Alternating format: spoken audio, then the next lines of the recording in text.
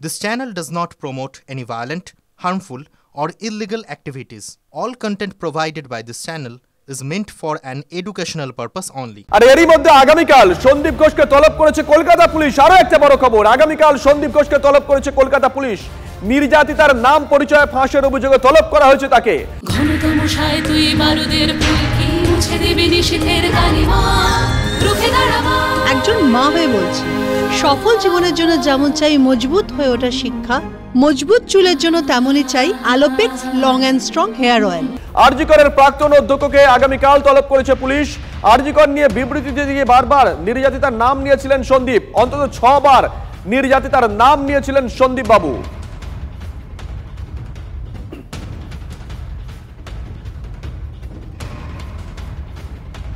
কার আশীর্বাদের হাতে সন্দীপ ঘোষের মাথার উপর আছে?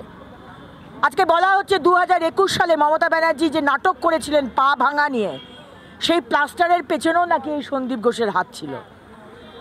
এবং চূড়ান্ত দুর্নীতি আজকে আরজি করে যা হয়েছে, তারপর কমপ্লেন করার পর তাকে কোনো পানিশমেন্ট দেওয়া হয়নি, তাকে ট্রান্সফার করা হয়নি।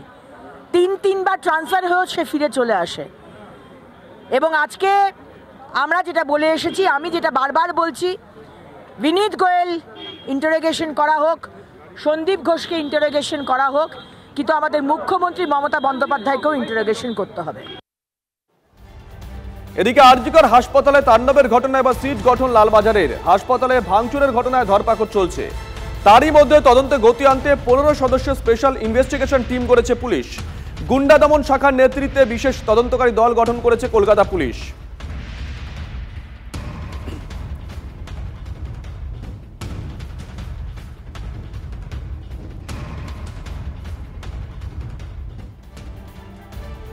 আরজিকর হাসপাতালে তিলোত্তমার খুন ধর্ষণ, এই ঘটনায় চরম লজ্জিত আরজিকরের প্রতিষ্ঠাতা রাধা গোবিন্দ করের পরিবারের 4র্থ প্রজন্মের সদস্য সত্যজিৎ কর।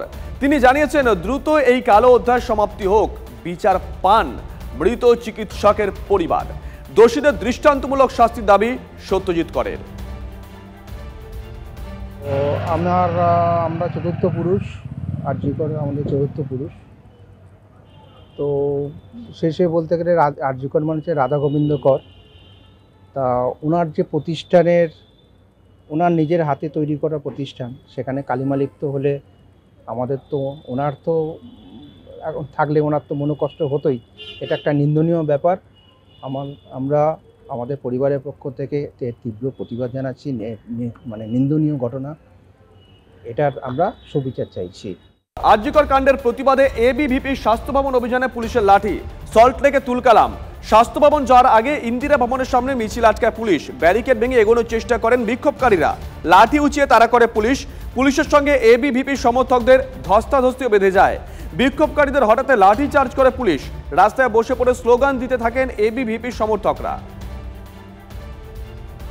তিলোত্তমার বিচার চেয়ে, তিলোত্তমার উপযুক্ত বিচার চেয়ে আজকে এবিভিপির তরফ থেকে একটি বিক্ষোভ মিছিলের আয়োজন করা হয়, যেটি সিটি সেন্টারের সামনে থেকে আসে। এবং এখানে এবিভিপি যারা প্রতিনিধিরা আসে, তারা যখন সিজিও কমপ্লেক্সের কাছাকাছি আসে, অর্থাৎ সিজিও কমপ্লেক্সের যে কানেক্টর আছে সেখানে আসলে কিন্তু পুলিশ তাদের যে মিছিল, সেই মিছিল কিন্তু আটকে দেয়। পুলিশ কিন্তু লাঠিচার্জ করছে। এই মুহূর্তে পুলিশ লাঠি নিয়ে এবিভিপি যারা প্রতিনিধিরা রয়েছেন তাদের দিকে ছুটে যাচ্ছে। লাঠিচার্জের ছবি, পুলিশ লাঠি নিয়ে, অর্থাৎ এবিভিপির প্রতিনিধিরা যারা রয়েছেন তাদেরকে ছত্রভঙ্গ করার জন্য পুলিশ কিন্তু এই মুহূর্তে লাঠি নিয়ে ছুটছে, তাদেরকে লাঠি চার্জ করছে। আজকে যদি এই রাজ্যের পুলিশগুলো আরজি করে থাকতো, তাহলে ডাক্তারদের মৃত্যুটা হতো না। আজকে প্রমাণ লেপনের জন্য উঠে পড়ে লেগেছে তারা কেন ভাঙচুর করেছে?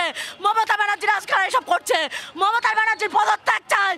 যারা রয়েছেন এখানে এবিভিপির প্রতিনিধিরা, তাদেরকে সরাবার জন্য একদিকে যেমন মহিলা পুলিশ, একজন মহিলা প্রতিনিধিকে তাকে তুলে নিয়ে যাচ্ছেন, লাঠিচার্জও কিন্তু করা হয়েছে। ছাত্রদের আন্দোলনে পুলিশকে লাঠিচার্জ করতে, এর থেকে নতকান পুলিশ তো মানে দলদাসে পরিণত হয়েছে। এটা ছাড়া আর এরা কিছুই করতে পারে না। একটা মেয়ে 1 সপ্তাহ হয়ে গেছে, এখনো জাস্টিস পায়নি, একটা অপরাধীকে কেউ ধরতে পারেনি। আজকে আমরা বিচার চাইছি, জাস্টিস চাইছি, আমাদেরকে ধরে নিয়ে যাওয়া হচ্ছে। তিলোত্তমা খুন এবং ধর্ষণের বিচার যতক্ষণ না পর্যন্ত পাচ্ছে তিলোত্তমা, ততক্ষণ পর্যন্ত কিন্তু তাদের যে আন্দোলন, সেই আন্দোলন কর্মসূচি কিন্তু চলবে। পুলিশের তরফ থেকে তাদেরকে ছত্রভঙ্গ করে দেওয়া হয়েছে।